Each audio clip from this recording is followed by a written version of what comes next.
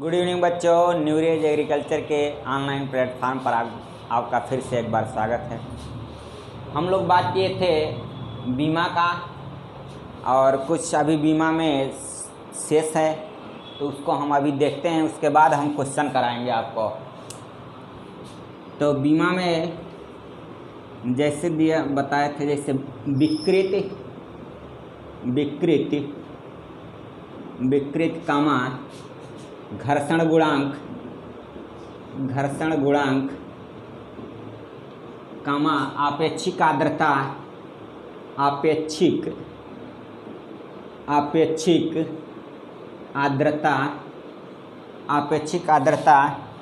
विकृत का होगा आपेक्षिक आर्द्रता, और ये कहेगा अपवर्तनांक कामा आवर्धन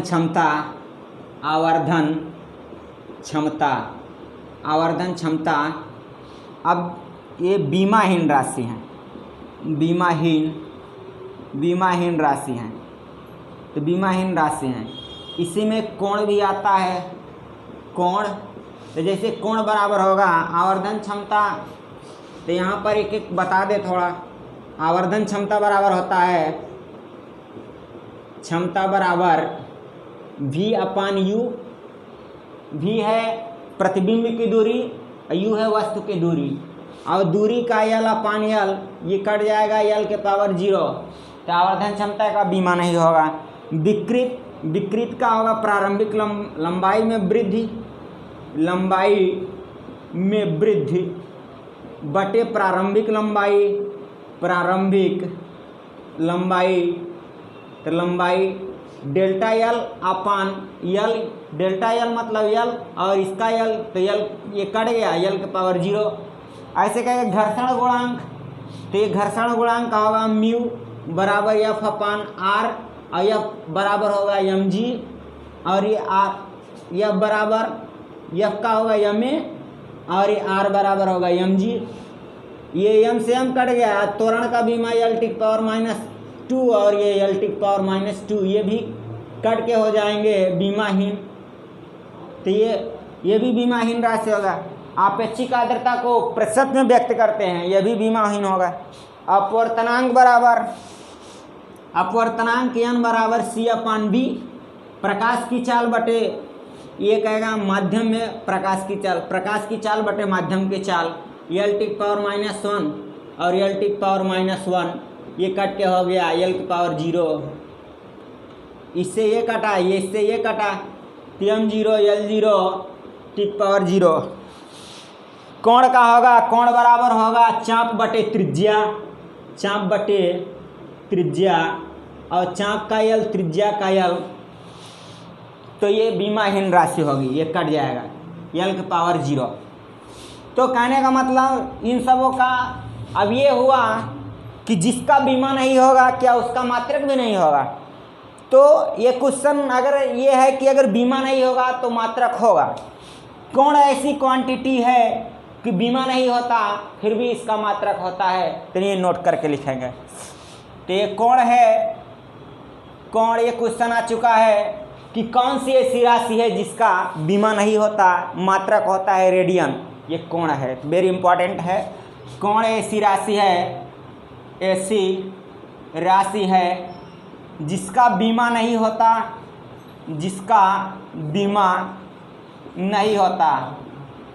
होता परंतु मात्रक होता है और मात्रक है रेडियन है। इसका मात्रक रेडियन होगा। अब ये हुआ कि बीमा का उपयोग किस लिए करते हैं,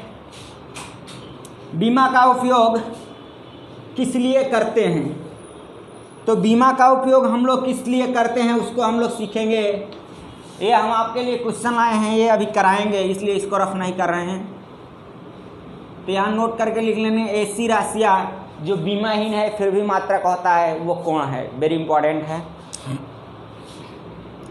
आगे बीमा का उपयोग, किस लिए बीमा का उपयोग करते हैं। एक तो हम ये सूत्र को के किसी फार्मूले को चेक करेंगे कि वो फार्मूला सही है कि नहीं सही है, तो बीमा से चेक करते हैं। यदि बाएं साइड का बीमा दाएं साइड के बीमा के बराबर आ जा रहा है, इसका मतलब वो हमारा सूत्र सही है। अगर नहीं आ रहा है तो इसका मतलब वो सूत्र सही नहीं है। तो पहला है कि किसी भी बीमा का उपयोग इसके दो उपयोग हैं। पहला है किसी भी सूत्र की सत्यता की जांच करना। किसी भी सूत्र की सत्यता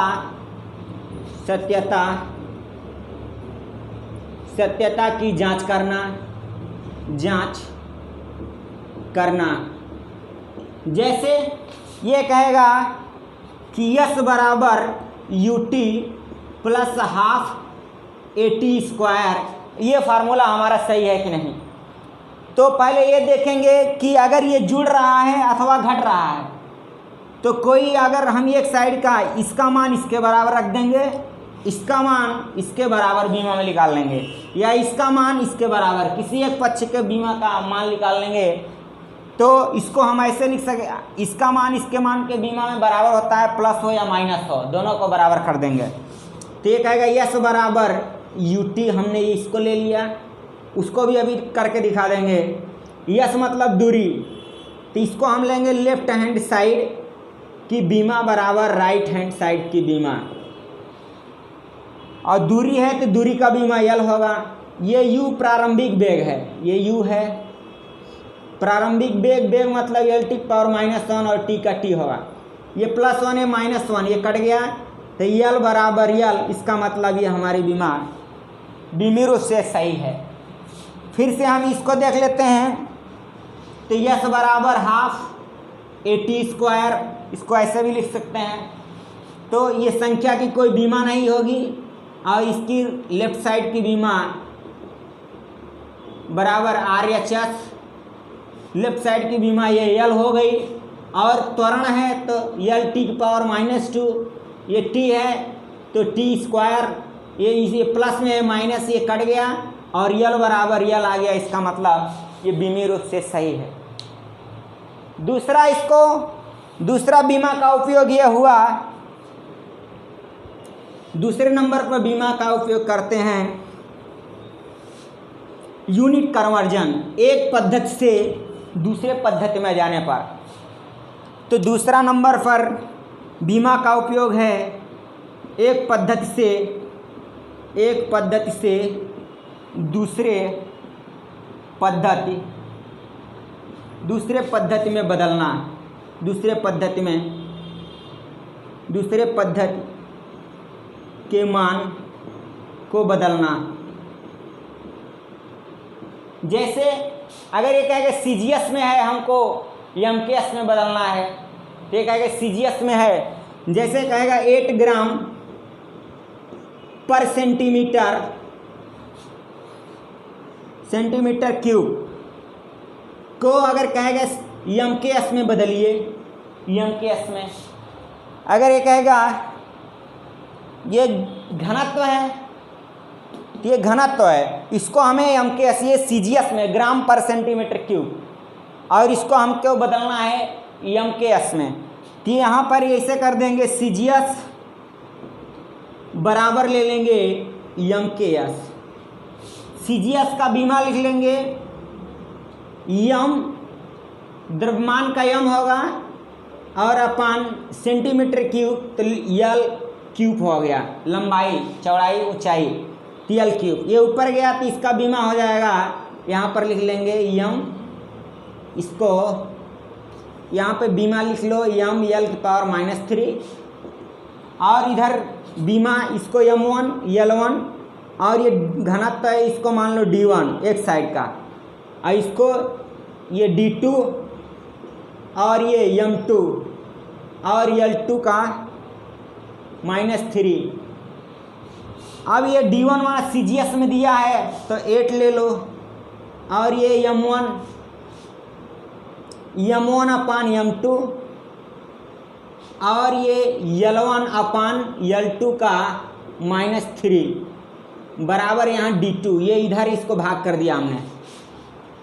यहाँ पर देखेंगे 8, हमें d2 निकालना है MKS में, तो 8 हो गया। M1 का दिया है ग्राम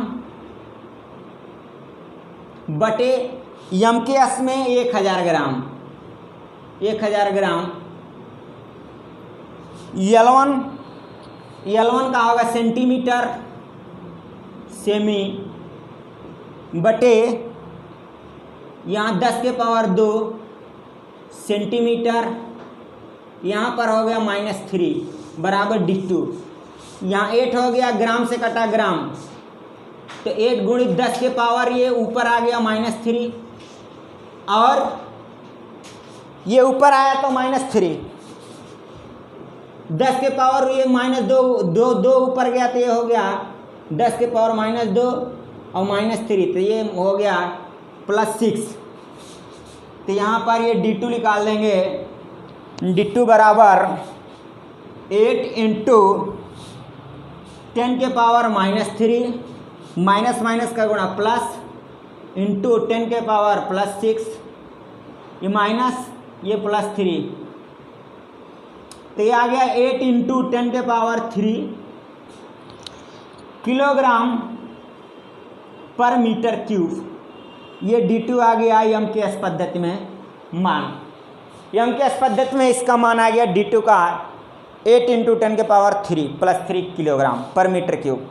तो कहने का मतलब इस बीमा से हम दो क्वांटिटी को किसी भी राशि का अगर किसी भी कोई भी फार्मूला अगर गलत है या सही है उसको चेक करते हैं तो बीमा से चेक करेंगे।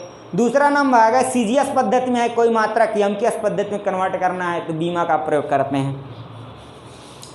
आगे हम सवाल देखते हैं,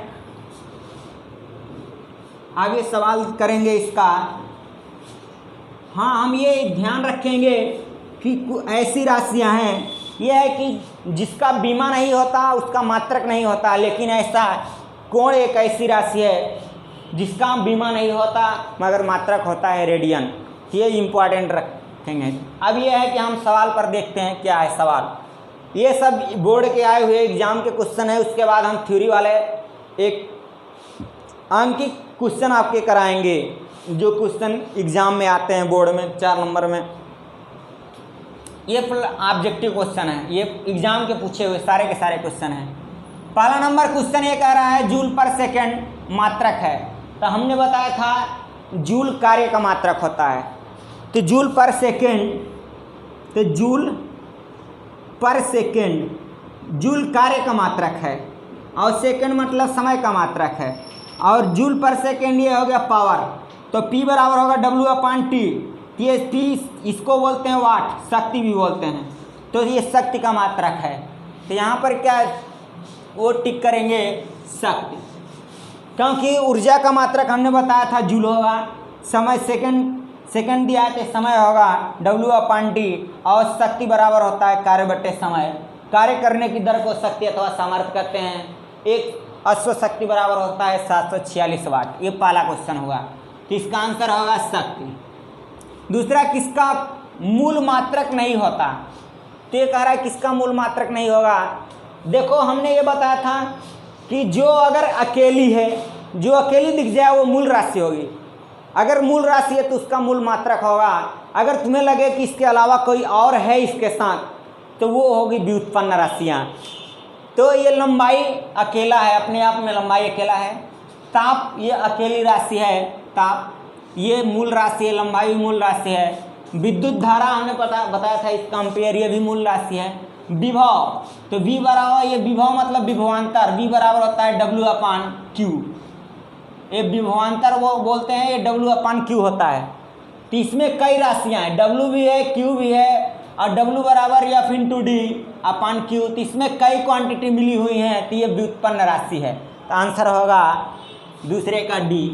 चौथा, जो अकेली होगी वो मूल राशि होगी, अब उसके अलावा अगर कोई है उसमें तो व्युत्पन्न राशि होगी। लंबाई अपने आप में अकेला है, ताप अपने आप में अकेला, विद्युत धारा अकेला, ये मूल राशि है। विभव इसका मतलब इसमें कुछ है, और विभव विभवांतर बराबर होगा कार्य बटे आवेश होता है। तो ये कार्य और कार्य बराबर बल गुणित विस्थापन, इसमें और मिला है, और Q बराबर होता है IT, तो इसको याद करेंगे विभव। तीसरा नंबर क्वेश्चन है, ये आपके सब बुक के क्वेश्चन है जो हम करा रहे हैं, ये ना सोचिएगा कहाँ से आया है, ये सब आप अपने बुक्स में ढूंढ लीजिएगा, मिल जाएगा क्वेश्चन। गतिज ऊर्जा का बीमा, तो गतिज ऊर्जा का हमने बीमा बोला था, तो काइनेटिक एनर्जी बराबर हाफ mv², संख्या की कोई बीमा नहीं होगी, m और ये b चाल है, l टी पावर -1 इसका स्क्वायर, ml² टी पावर -2, ये हुआ काइनेटिक एनर्जी। तो काइनेटिक एनर्जी का बीमा हुआ ml² टी के पावर -2। आगे कह रहा निम्नलिखित में कौन मूल मात्रक है, तो मूल मात्रक ये जूल कार्य का मात्रक है, जूल में बल गुणित विस्थापन कार्य में होता है, ये व्युत्पन्न राशि है। न्यूटन बल बराबर होगा द्रव्यमान गुणित त्वरण, इसमें कई राशियां मिली हैं, तो व्युत्पन्न राशियां है। किलोग्राम द्रव्यमान का मात्रक होता है किलोग्राम, द्रव्यमान केवल अपने आप में अकेली है, मूल राशि है, अब मूल राशि के मात्रक को बोलेंगे मूल मात्रक। वाट है कार्य करने की दर को शक्ति अथवा सामर्थ्य कहते हैं, तो वाट ये न्यूटन, मतलब यह बराबर यम में बल का मात्रक न्यूटन, इसमें कई राशियां मिली हैं। और जूल W बराबर होगा F/d, इसमें भी कई राशियां हैं। किलोग्राम द्रव्यमान केवल अकेला अपने आप में, वाट होगा W/T, कार्य करने की दर को शक्ति अथवा सामर्थ्य कहते हैं, ये भी कई है। तो किलोग्राम अकेला है, तो ये अपना मूल राशि है, और मूल राशि का ये मात्रक है, तो मूल मात्रक हुआ। द्रव्यमान मूल राशि है, उसका मात्रक किलोग्राम हुआ, तो अपने आप में अकेला है, ये हुआ मूल मात्रक। जो अपने आप में अकेला होगा वो मूल राशि होगी, और उसका जो मात्रक होगा मूल मात्रक होगा। जो अगर दिख जाए कि इसमें एक से अधिक हैं, तो वो कुछ ना कुछ उत्पन्न होगा, वो व्युत्पन्न बोलेंगे। आगे कहेगा, हमने बताया था रक्त कणिका का व्यास 10⁻⁵ मीटर है, इसका मान माइक्रोन में निकालना है। तो हमने बताया 1 माइक्रोन, यहाँ पर ये क्वेश्चन नंबर 5वां है। 1 माइक्रोन हमने बताया था, इसीलिए कि ये वैल्यू याद कर लेना, फिजिक्स में इसका यूज है। 10⁻⁶ मीटर, ये दिया है 10⁻⁵ मीटर, तो हमें 10⁻⁵ माइक्रोन में मान बताना है। माइक्रोन में तो हम माइक्रोन से डिवाइड कर देंगे, 10⁻⁶, ये -5, ये -10⁻⁻1, ये ऊपर पहुंचा तो ये हो गया 10⁻+1, मतलब ये हो गया 10। तो आंसर हो गया हमारा। जब भी कहेगा इसका मान माइक्रोन में कर रहा है, मान माइक्रोन, इससे पकड़ेंगे। माइक्रोन मतलब हम माइक्रोन से भाग देंगे। कह रहा है एक रक्त कणिका का व्यास 10⁻⁵ मीटर है, इसका मान माइक्रोन में बताओ। तो माइक्रोन का मतलब होता है, हमने बताया था 1 माइक्रोन बराबर 10⁻⁶ मीटर, इसलिए बताया था कि इसका एप्लीकेशन यूज होगा। तो इसको हम 10⁻⁶ से डिवाइड कर देंगे, माइनस से माइनस जितना पावर है उतना कटेगा, 10⁻⁻1 बचा, ऊपर जाएगा तो +1 हो जाएगा, तो इसको बोलेंगे 10। तो ये आंसर हो गया 10 माइक्रोन। 10 माइक्रोन ओम मात्रक है, ओम प्रतिरोध का मात्रक होता है, ओम प्रतिरोध का मात्रक है, इसमें कोई प्रॉब्लम नहीं है, सीधा का क्वेश्चन है। आगे कह रहा है ml-1 t-2 बीमित सूत्र नहीं है, तो ये इसको चेक करना पड़ेगा कि किसका नहीं है। तो हम एक एक का चेक कर लेते हैं, बीमित सूत्र किसका नहीं है। तो पहला नंबर दिया है, ये 7वां नंबर, पहला दिया है दाब, तो दाब बराबर होगा बल बटे क्षेत्रफल। बल का बीमा ml-2, एरिया का ये यल ऊपर गया तो ml-1 ml-1 ये तो है। दाब का है तो प्रतिबल, दाब और प्रतिबल की बीमा समान होगी। यंग प्रत्यास्थता गुणांक, ये इसकी भी बीमा इसके बराबर होती है। शक्ति, तो दाब प्रतिबल यंग प्रत्यास्थता गुणांक तीनों की बीमा समान होगी, तो मतलब तीनों की बीमाएं एक ही होंगी। तो इससे ये तुरंत ये पकड़ में आएगी, ये तीनों एक हो गई। शक्ति का चेक कर लो, P बराबर W/T, कार्य करने की दर को शक्ति अथवा सामर्थ्य कहते हैं, और कार्य का होगा ml² T⁻², और ये ऊपर जाएगा तो ये हो जाएगा ml² देखो ये नहीं मिल रहा है, ml-1 T⁻²। ये 8वां नंबर क्वेश्चन देखेंगे। 8वां, कौन सी राशि का मूल, ये कहेगा इसमें है मूल राशि है, तो यह कहेगा मूल राशि द्रव्यमान मूल राशि है। कौन सी राशि मूल राशि है? तो ये बल मूल राशि नहीं, ये बल में द्रव्यमान गुणित त्वरण मिला है, दो मिले हैं। क्षेत्रफल में लंबाई गुणित चौड़ाई, इसमें भी कई मिले हैं। द्रव्यमान एक अकेला है, जो अकेला है वो मूल राशि होगी। अकेले के अलावा अगर कोई और मिला है, लगे कि कोई और मिला है, तो व्युत्पन्न राशि होगी। यहाँ द्रव्यमान केवल अकेला दिख रहा है। घनत्व बराबर, तो घनत्व बराबर होगा द्रव्यमान मास अपॉन वॉल्यूम, द्रव्यमान बटे आयतन। घनत्व बराबर होगा द्रव्यमान बटे आयतन, ये भी व्युत्पन्न राशि है। हमारा ये आंसर होगा द्रव्यमान, सही आंसर हुआ द्रव्यमान। जो अकेला होगा वो मूल राशि होगी। अकेले के अलावा जो भी अगर 2 या 3 मिल गए तो व्युत्पन्न राशि होगी। ये हमारे 8 सवाल हुए। आगे हम लोग कल से देखेंगे कि क्या है। ये है कि ये आपके सवाल हो गए। हमने बताया कि बीमा में हमने जो इम्पोर्टेंट है वो बता दिया, कुछ 2-4 बीमा। ये है कि आज यहीं तक हम लोग करते हैं। आगे नेक्स्ट डे हम लोग देखेंगे, कल से कंटिन्यू, कल से वही बच्चे देख पाएंगे जो रजिस्ट्रेशन में इन्वॉल्व होंगे। ये है कि हम लोग आपका ये पूरा ऑब्जेक्टिव प्लस थ्योरेटिकल हर पॉइंट को क्लियर कर देंगे। ये है कि आप लोग को इससे सस्ता नहीं मिलेगा। 100 रुपये में एक सब्जेक्ट, इससे सस्ता कोई इंस्टीट्यूट में रजिस्ट्रेशन नहीं है। इससे सस्ता 100 रुपये में एक सब्जेक्ट। अगर गांव में भी आप टीचिंग करते हो ना, तब भी वहाँ पर भी 500 रुपये महीने एक सब्जेक्ट का लगता है। हम लोग तो 500 रुपये में 5 सब्जेक्ट यहाँ देंगे डिजिटल क्लास में। तो ये है, आई होप मैं आशा करता हूँ कि आपको समझ में आया होगा। Thank you.